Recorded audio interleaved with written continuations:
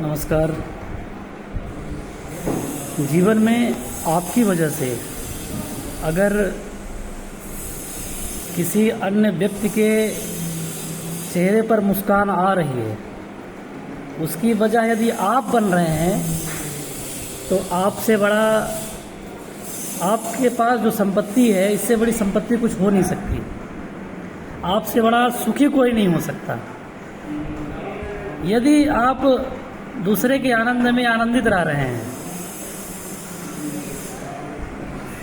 अगर कोई व्यक्ति आपसे मिलना चाह रहा है, आप उसके साथ मिले हो, बैठे हो, और उसको लगता है कि ये व्यक्ति हमसे और 10 मिनट बात करे, हमसे और मिले, अगर वो आपसे बोर नहीं हो रहा है, आपको कोई व्यक्ति देख कर प्रसन्न हो रहा है, छात्र हो, परिवार हो, घर हो, द्वार हो, समाज हो, सोसाइटी हो, कहीं भी हो, जो व्यक्ति आपसे मिलकर बात करना चाहता है, आपसे मिलना चाहता है, आपको देखकर वो प्रसन्न होता है, तो ये आपकी संपत्ति है और ये अचल संपत्ति है। ये संपत्ति कभी नष्ट नहीं होने वाली है।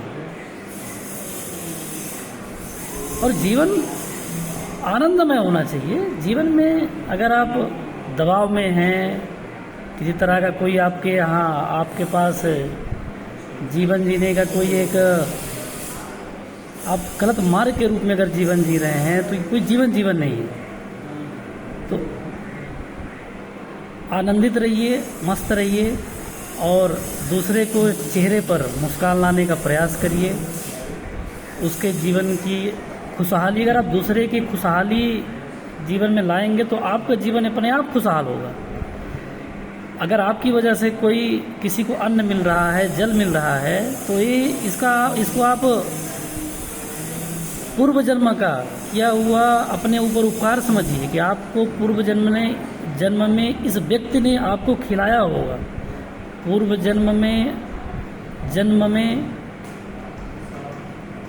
आप इसके द्वारा पोषित हुए होंगे, पल्लवित हुए होंगे, इसलिए आपको इस जन्म में मौका मिला है उसको पोषित करने का, पल्लवित करने का।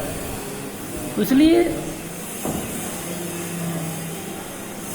आनंदित रहिए, मस्त रहिए और दूसरे को चेहरों पर मुस्कान लाने का प्रयास करते रहिए। धन्यवाद।